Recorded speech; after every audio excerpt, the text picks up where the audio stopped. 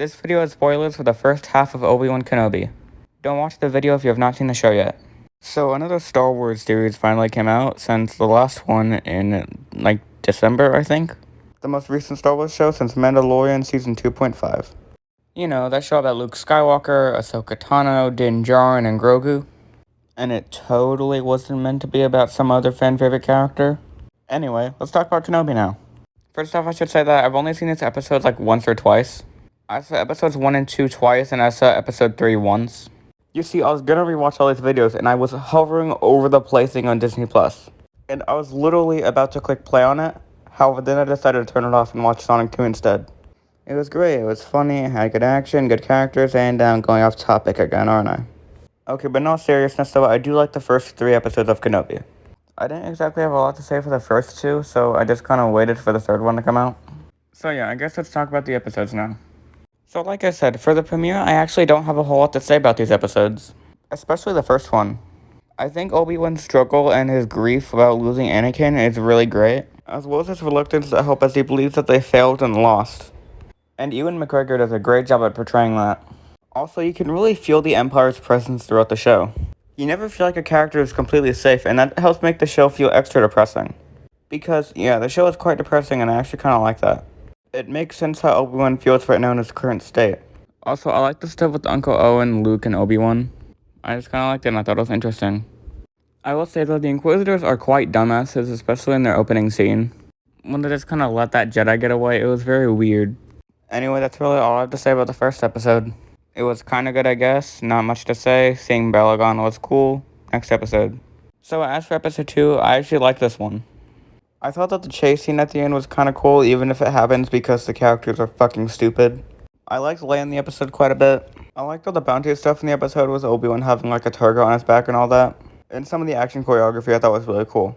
Seeing Kumail Nanjiani was really nice and a huge surprise as well. I didn't even notice that he was in the trailer, so I was so shocked when I saw him. Also, the ending was great with seeing Darth Vader being put together, as well as Obi-Wan's reaction to hearing that Anakin is actually alive. I will say, I do call bullshit on the Grand Inquisitor's death. Or maybe he's not dead, because this is apparently meant to be the same Grand Inquisitor from Star Wars Rebels, and, well, he's alive in that, and he dies in that, so he has to be alive here. So there are 2 possibilities here. Either A, he somehow survived, even though he was stabbed and left there to die, or B, the one in Rebels is actually a different Grand Inquisitor because of the fact that the Grand Inquisitor is a title. I don't know which one it is, and honestly, I don't really care, because I don't really care for Rebels. That doesn't change the fact that it's still important to maintain continuity. Although, yeah, that's all I really have to say about episode 2. By the way, if you're wondering why I'm not giving number scores to these episodes, it's because of the fact that this is a 6-part mini-series, and it's just, not really meant to be scored individually. It's 6 parts in a bigger story, so it shouldn't really be scored based on each individual episode. I don't think that's really fair. But yeah, let's go on to episode 3. I enjoyed episode 3 quite a bit. First off, I'll admit that I liked how we get to see more of the Empire and the way that some people are in there. For example, we see Imperial officers who are more on the good side, if you will. It helps with world building of the Empire, in my opinion. I also really like the scene with Obi-Wan and Leia when they talk about Padme. The way that he described her as someone who enjoys the prequels, it made me happy. Also, I thought it was cool to see more of Obi-Wan's PTSD.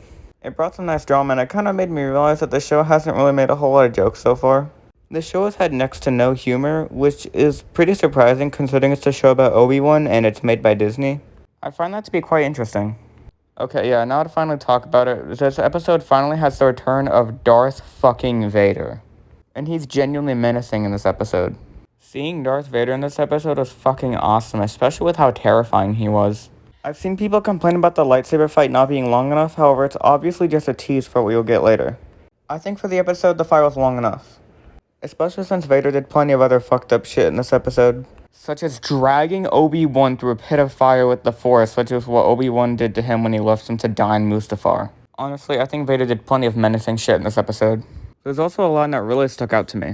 What have you become? I am what you made me. Lines like that I found to be really powerful. Also, I enjoyed seeing more of Leia, and I think that the kid actor who's playing her is doing a good job.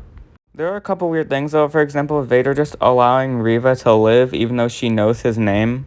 I just find that to be kind of weird, especially since she isn't a superior to him. She isn't a superior to him, and how does she even know this? I guess this could be a problem with episode 2, but they're gonna have to answer eventually how she knows this. There are other weird things in this episode, like Vader not force pulling away the droid that's saving Obi-Wan from the fire. Just force pull him through the fire, what the fuck are you doing? Obi-Wan definitely has quite a bit of plot armor in this episode. Also, yeah, Obi-Wan reuniting with Vader here is definitely messing with continuity. Them meeting again fucks up the continuity in A New Hope. Especially this line. When I left you, I was but the learner. Now I am the master. It definitely does take away some of the impact of that, however, I hope that the future episodes will try and fix this. Anyway, yeah, that's really all I have to say about the first half of Kenobi. I actually did enjoy it quite a bit despite my numerous problems with the show so far. I've really enjoyed Ian McGregor's performance and Deborah Chow's directing. And honestly, if the show keeps up this level of quality, it will probably be my favorite live-action Star Wars show. Especially since I find Mandalorian and Boba Fett to be mediocre. I hope this one can stay above them. Anyway, yeah, that's really it. The next month or so is going to be kind of crazy because a lot of stuff is actually coming out right now. The Boys Season 3 is coming out the day this video releases, and Miss Marvel's coming out pretty soon as well. Also, Stranger Things Season 4 Volume 1 released, but I'm going to wait till Volume 2 comes out in like a month before I make a video on it. Anyways, yeah, that's really it for this video.